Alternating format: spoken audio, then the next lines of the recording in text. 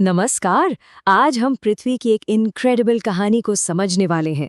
मतलब ये जो हमारे महाद्वीप हैं, ये आखिर बने कैसे और क्यों कभी-कभी हमारे पैरों के नीचे की जमीन कांप उठती है। अक्सर हम दुनिया के नक्शे को देखते हैं तो लगता है भाई ये तो हमेशा से ऐसा ही था, है ना, एकदम फिक्स्ड। पर सच कहूँ, ये सोचना एक बहुत बड़ा भ्रम है। हकीकत में ये नक्शा तो लाखों सालों से चल रही एक एक महागाथा का बस एक छोटा सा स्नैपशॉट है, पलक झपकने जितना। तो चलिए कहानी शुरू करते हैं पृथ्वी की सबसे बड़ी, सबसे जाहिर हकीकत से, हमारे महाद्वीपों से। ये नाम तो हम सबको पता है, राइट? एशिया, अफ्रीका, नॉर्थ और साउथ अमेरिका, एंटार्क्टिका, यूरोप और ऑस्ट्रेलिया। देखा जाए तो ये सब मिलकर वो स्टेज बनाते हैं जिस पर इंसानियत का पूरा ड्रामा खेला गया है। और हर एक की अपनी अलग पहचान है, अपना अलग लैंडस्केप। अब एक चीज जो फौरन ध्यान खींचती है वो ये कि जमीन का बंटवारा कितना अनइवन है। जरा सोचिए, अकेला एशिया पृथ्वी की कुल जमीन का करीब करीब 30% हिस्सा है। मतलब इसने तो बाकी सारे महाद्वीपों को बोना ही बना दिया है। और ये जो नंबर्स है ना, ये तो दिमाग घुमा देते हैं। एशिया 4.5 करोड़ स्क्वायर किलोमीटर के करीब इतना बड़ा है। इतना बड़ा कि इसमें सबसे छोटा महाद्वीप ऑस्ट्रेलिया लगभग 6 बार फिट हो सकता है। सोचिए हम किस स्केल की बात कर रहे हैं। और ठीक जब लगता है कि चलो भाई सब कुछ पता चल गया, तभी पृथ्वी एक सरप्राइज दे देती है। पता है क्या?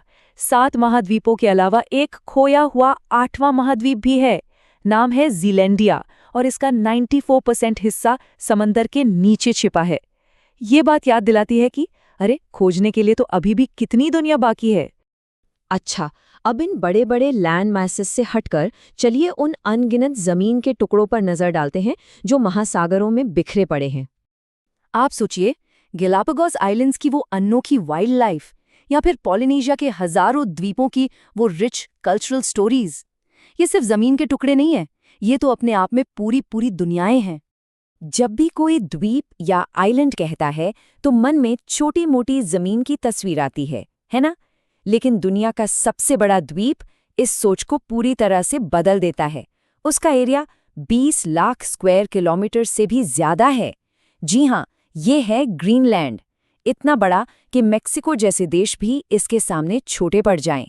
तो नंबर 1 पर तो हो गया बर्फीला विशाल ग्रीनलैंड। पर नंबर 2 पर कौन है? उसके लिए हमें सीधे ट्रॉपिकल जोन में जाना पड़ेगा। न्यू गिनी, जो अपने घने जंगलों और जबरदस्त बायोडाइवर्सिटी के लिए मशहूर है। मतलब 2 द्वीप और 2 बिल्कुल ही अलग दुनियाएं। सोचिए, अगर एक द्वीप इतना इम्प्रेसिव हो सकता है तो उस देश का क्या जो पूरा का पूरा द्वीपों से ही बना हो।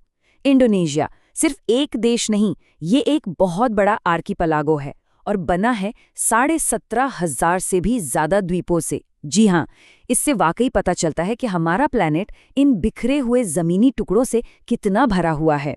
तो अब एक बड़ा सवाल उठता है, ये इतने बड़े महाद्वीप और ये हजारों द्वीप आखिर अपनी जगह पर है कैसे? ऐसी कौन सी अनसीन पावर है जो हमारी दुनिया को शेप दे रही है? इसका जवाब जानने के लिए हमें जमीन की सतह के नीचे झांकना होगा। देखिए, सबसे जरूरी बात यह है कि पृथ्वी की सतह कोई एक सॉलिड पीस नहीं है। इसे एक टूटे हुए अंडे के छिलके जैसा समझिए, बड़े बड़े टुकड़ों में बटा हुआ, जैसे कोई जिक्सॉ पजल। इन्हीं टुकड़ों को हम कहते हैं टेक्टोनिक प्लेट्स।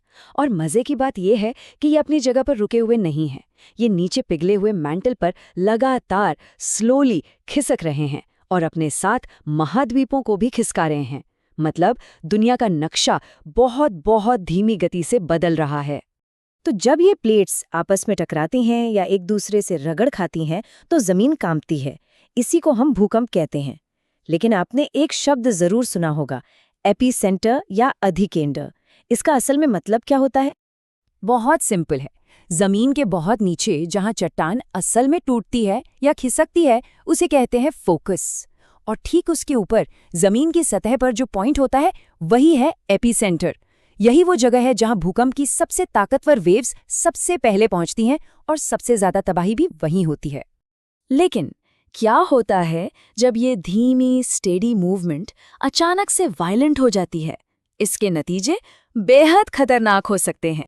26 दिसंबर 2004 ये वो तारीख है जब हिंद महासागर के नीचे इन्हीं टेक्टोनिक प्लेट्स की एक जबरदस्त हलचल ने पूरी दुनिया को हिलाकर रख दिया था। इसी दिन जन्म हुआ था इतिहास की सबसे भयानक प्राकृतिक आपदाओं में से एक का, इंडियन ओशन सुनामी। हुआ ये था कि समंदर की सतह के नीचे इंडियन प्लेट अचानक से बर्मा प्लेट के नीचे धंस गई।